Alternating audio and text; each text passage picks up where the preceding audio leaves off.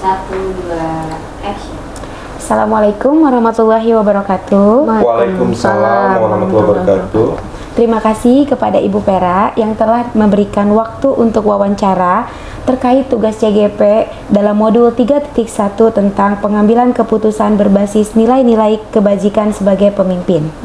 Ya, menyambung dari Bu Neng tadi, Bu, sebagai pimpinan, tentu materi tentang pengambilan keputusan ini bukan hal yang baru bagi Ibu sebagai atasan maupun kepala sekolah yang memiliki integritas dalam memutuskan kebijakan berdasarkan nilai-nilai kebajikan, berpihak pada anak dan dapat dipertanggungjawabkan. Nah, Bu, kita langsung saja ke pertanyaan-pertanyaan ya, Pak ya. Iya. Nah, pertanyaan yang pertama, Bu, selama ini kan bagaimana Ibu dapat mengidentifikasi kasus-kasus yang merupakan dilema etika atau yang bujukan moral, Bu? Nah, ini sebenarnya agak rumit juga ya. Bagaimana kita mengidentifikasi? Ya, pertama mungkin saya harus mengenal terlebih dahulu budaya yang dibangun di sini. Kemudian karakter-karakter warga sekolah, begitu ya, termasuk di lingkungan gitu ya. Kemudian yang ketiganya adalah tentu kaitannya dengan nilai moral secara umum, gitu ya. Karena pastilah itu ada gap juga gitu. Nah, itu bagaimana kita mengidentifikasinya? Ya, itu yang harus dijadikan pembanding adalah nilai moral secara umum. Nilai moral ya, Bu ya? Ya, nilai moral secara umum. Lebih kepada nilai moral ya, Pak? Baik, Bu. Ya. Pertanyaan kedua, Bu. Dalam pengambilan keputusan, terutama kasus-kasus di mana ada dua kepentingan yang sama benar atau sama-sama mengandung nilai kebajikan, bagaimana Ibu menerapkan di sekolah ini, Bu? Kalau itu ya tinggal dua-duanya baik ya, punya nilai yang baik. Yang punya dampak baik terbesar itu yang harus kita kedepankan. Walaupun kadang-kadang bukan mengorbankan ya, tapi mengesampingkan nilai yang lain yang juga sebenarnya punya nilai kebaikan gitu. Itu punya dampak juga. Gitu ya, tetapi yang menjadi poin pada saat kita mengambil keputusan mana yang punya dampak atau pengaruh yang besar lebih besar ya. Gitu ya. Apakah penting juga, Bu, untuk dampaknya lebih kepada siswa atau justru kan ke seluruh warga sekolah atau justru lebih kepada sekarang subjek sekolah? Kita siapa? Siswa. Nah, subjek kita adalah siswa, maka pengaruhnya, dampaknya ya harus ke siswa dulu dong. Berarti yang berpihak kepada siswa ya, Bu ya. Kadang-kadang kan itu juga bukan saya mengorbankan guru, bukan ya. Bukan mengorbankan guru, tetapi bagaimana kita mengingatkan kembali pada guru tentang nilai-nilai itu. Sehingga dia punya dampak besar terhadap anak. Anak ini berproses, berkembang gitu kan. Kalau misalnya kita membiarkan, ya dua-duanya baik gitu. Tapi yang harus saya kedepankan ya anak dulu lah. Betul. Ya. Nah, Bu, untuk tadi terkait yang tadi ya, Bu ya, langkah-langkah atau prosedur seperti apa nih yang biasa Ibu lakukan gitu untuk mencari yang dampak besar itu, Bu? Langkah-langkah pertamanya itu seperti apa prosedurnya, Bu? Yang menjadi persoalan apa dulu? Kali ya, betul. Apa yang pernah Ibu lakukan di sekolah kita ini? Terus pembelajaran apa yang Ibu petik dari pengalaman Ibu ketika mengambil keputusan ini, Bu? Pengalaman pengalaman Ibu nih, Bu. Apa ya?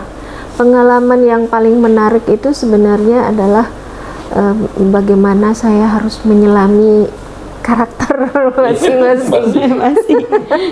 Dan itu nggak ada selesainya ternyata ya. Tidak ada selesainya. Oh, ini orang ini seperti ini, maka mungkin saya harus melakukan begini. Oh, orang begini harus melakukan begini. Jadi kalau dikaitkan dengan yang tadi, walaupun mungkin tim memberikan masukan banyak A, B, C, D, E, saya tidak bisa langsung mengambil sebuah keputusan. Maka anak, saya harus mengedepankan anak. Luar biasa ya. Berarti selama ini ketika Ibu mengambil sebuah keputusan, Ibu pasti orientasinya terlebih dahulu apakah ini berdampak kepada anak ya, Bu ya, yang berpihak kepada anak. Selebihnya Ibu akan memberikan ke depan. Kita guru, betul. Kalau sudah guru bicaranya karena subjek kita adalah anak ya, pasti ke sana arahnya, moralnya. Ya, jadi ini Bu Neng, apa yang Ibu lakukan di sekolah ini Iya. terkait dengan nilai kebajikan, terus yang berpihak pada siswa dan bisa dipertanggungjawabkan. Peduli Ibu ya, peduli dan sayang. Ibu tadi menceritakan banyak dari awal Iya. sampai akhir ini ternyata luar biasa Bu Neng ya. Pengalamannya juga luar biasa. Tadi memahami berbagai macam Bermacam karakter seperti Saya itu. belajar dari Iya. Oh, si A, si B. Nanti karakter yang satu akan berbeda cara Penanganannya juga. Ya, merespon misalnya ada sebuah kebijakan lah ya. Iya, di iya. sekolah responnya kan beda. Iya, Mas. Cara meresponnya, cara Meresponnya menanggapi, beda, ya. Sampai memutuskan juga berbeda kalau Bu ya. Nah, itu yang ada nggak sih ya Pak? Misalkan kayak pengambilan itu pro dan kontra itu pasti ada kali ya. Iya. Biasa. Biasa. Tapi saya yakin ya tadi saya harus percaya pada guru bahwa mereka juga bekerja dengan hati. Karena kalau sudah digiring arah kepada kepentingan anak, insya Allah mereka akan Lebih mudah. mungkin waktu saja ya untuk bisa menerima itu pro dan kontra. Katakanlah yang kontra lama-lama juga akan menerima Akan karena itu kan menerima. lebih ke arah sana. Guru itu pasti punya nurani gurunya. Iya, betul. Ruhnya itu ya, Iya, iya. keguruannya pasti ke sana. Baik Ibu, terima kasih untuk waktu dan kesediaan menjadi narasumber dalam tugas yang Iya, penting ya. iya, tugas pengambilan keputusan ya. Sebagai pemimpin Bu dengan nilai-nilai kebijakannya, kebajikannya. Iya, kebalikan. Ya, ini luar biasa sekali ya Pak ya dari Ibu Vera. Boleh saya Pengalamannya, Iya, boleh Ibu. Boleh. ya, Pesannya Bu apa Bu? gini, guru itu kan pemimpin juga, pemimpin di dalam pembelajaran. Apa yang tadi saya sampaikan itu kan juga bisa diterapkan. terapkan di, Iya. terutama di kelas ya Bu ya. Iya, betul Bu. Artinya bahwa ketika kita dituntut untuk mengambil sebuah keputusan, yang harus banyak kita lakukan adalah kita berada di mana, situasinya seperti apa, dampaknya akan seperti apa, dan siapa Iya. yang kita hadapi itu. Anak-anak yang mana? Contoh yang paling sederhana gitu ya, untuk bisa mengubah anak itu belajar, kan kita harus tahu apakah dengan satu kali ucapan saya bisa, Iya. apakah saya harus duduk bareng dengan dia, apakah harus nada saya tinggi, apakah kan itu yang Iya. harus saya pilih, siapa subjek yang kita hadapi. Betul, Nah, betul. sehingga kita bisa memimpin mereka dengan mudah ketika kita memahami mereka. Luar biasa sekali ya. Itu pesan saya. Iya, iya. Apapun yang akan Insya Allah kita siap lakukan, Bu Neng Siap, ya, Bu. kita terapkan Insya ya. Allah kita bisa Iya. meniru ya. Bu. Mengadopsi. Adopsi. Iya. Ya. Luar biasa. Nah, mangga Pak, ada lagi Pak yang mau ditanyakan? Kayaknya cukup Bu Neng. Cukup ya. Oke. Ya, Ibu ini terima kasih atas waktunya kepada kami ya Pak ya. Iya. Sudah dapat ngobrol-ngobrol, berbagi pengalaman, mungkin lebih ke sharing juga ya Bu ya. Ya. Ini jadi sebuah pembelajaran juga buat kami. Akhirnya mungkin Bu tidak ada ucapan selain terima kasih ya Pak Iya, ya dari betul, kami. betul. Kami tutup Ibu. Wabillahi Terima kasih. Wassalamualaikum warahmatullahi wabarakatuh. Waalaikumsalam warahmatullahi wabarakatuh. Terima kasih Ibu. Sama-sama. Ya. Akan saya kaitkan juga dengan siapa yang Assalamualaikum warahmatullahi wabarakatuh. Waalaikumsalam warahmatullahi wabarakatuh. Selamat siang Bapak. Selamat siang juga Pak. Perkenalkan Pak, kami dari CGP Angkatan 7 Kabupaten Bogor. Saya Azwar Ishak dari SMA Negeri 1 Babakan Madang.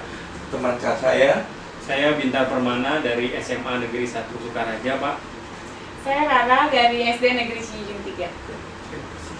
baik.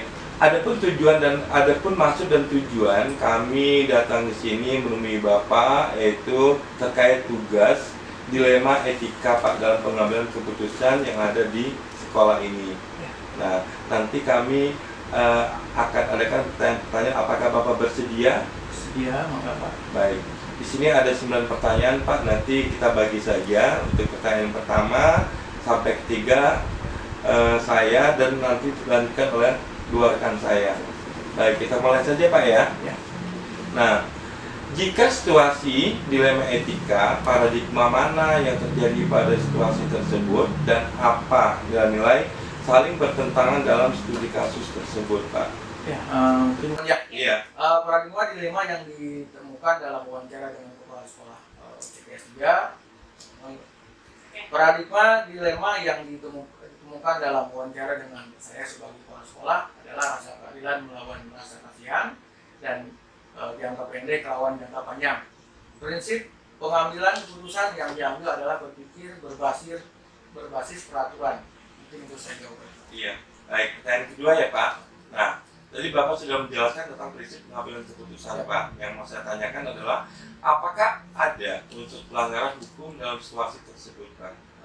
Menurut saya tidak ada Pak pelanggaran hukum dalam terkait diskusi dengan kepala sekolah mengenai paradigma etika pada lingkungan sekolah yang terjadi dilema etika terjadi dari faktor kedisiplinan guru, karyawan, dan peserta didik Pak atau murid. Ya, jadi ada faktor kedisiplinan guru juga Pak ya, karyawan dan peserta didik yang ada di sekolah ini. Nah, dan selanjutnya Pak, apakah ada pelanggaran peraturan atau kode etik profesi dalam kasus tersebut? Tidak ada Pak pelanggaran kode etik dalam terkait diskusi dengan kepala sekolah mengenai paradigma etika pada lingkungan sekolah, atau pelanggaran yang terjadi adalah mengenai kedisiplinan, mengenai pelanggaran tata tertib di sekolah. Baik Pak, pertanyaan selanjutnya akan ditanyakan oleh teman saya Pak ya. Baik, terima kasih Pak. Pertanyaan berikutnya Pak, berdasarkan perasaan dan intuisi Anda atau Bapak, apakah ada yang salah dalam situasi ini? Menurut saya tidak ada Pak. Saya rasa kesalahan tersebut adalah mengenai pelanggaran tata tertib yang terjadi pada guru dan peserta didik masih bisa kita bina Pak oleh seluruh sekolah dan stakeholder terkait seperti pengawas dan mungkin dari juga mungkin. Baik. Pertanyaan berikutnya, apakah yang Bapak rasakan bila keputusan Bapak dipublikasikan di media sosial atau media cetak atau elektronik atau menjadi viral di media sosial? Apakah Anda atau Bapak merasa nyaman Pak? Saya sih tidak nyaman Pak. Mungkin tidak pantas juga untuk ditagih masalah tentang ini karena emang ini untuk otoritas sekolah ya Mas. Ini Pak. Baik, lalu saya terima Pak ya. Berikutnya, kira-kira apa keputusan yang akan diambil oleh panutan atau idola Bapak dalam situasi seperti ini? Saya akan diskusi Pak dengan mereka itu karyawan dan peserta didik mengenai budaya positif tentang kedisiplinan di dalam lingkungan sekolah. Itu saja. Baik, terima kasih. Berikutnya akan dilanjutkan oleh Ibu. Terima kasih Pak. Pertanyaan dari saya Pak, apakah ada sebuah penyelesaian yang kreatif untuk menyelesaikan masalah ini? Saya akan mencoba untuk sosialisasi mengenai upaya membangun budaya kedisiplinan di lingkungan sekolah. Mungkin akan mensosialisasikan. Sekali Pak. Oke, baik, pertanyaan selanjutnya, apa keputusan yang Bapak ambil? Saya akan mengambil keputusan memberikan masukan kepada rekan guru, karyawan dan peserta didik pentingnya ya membangun budaya sekolah dengan berdasarkan kedisiplinan. Oke, baik. Pertanyaan terakhir Pak, prinsip mana yang Bapak gunakan dan mengapa? Saya akan berpikir berbasis peraturan. Meskipun rekan sejawat, karyawan dan peserta didik melakukan ketidakdisiplinan di lingkungan sekolah, saya akan memberikan masukan sesuai peraturan dan tata tertib yang berlaku di sekolah saya. Luar biasa sekali Pak Wahyu. Iya, ada lagi cukup pertanyaan saudara? Cukup. Pak Bita? Cukup. Baik.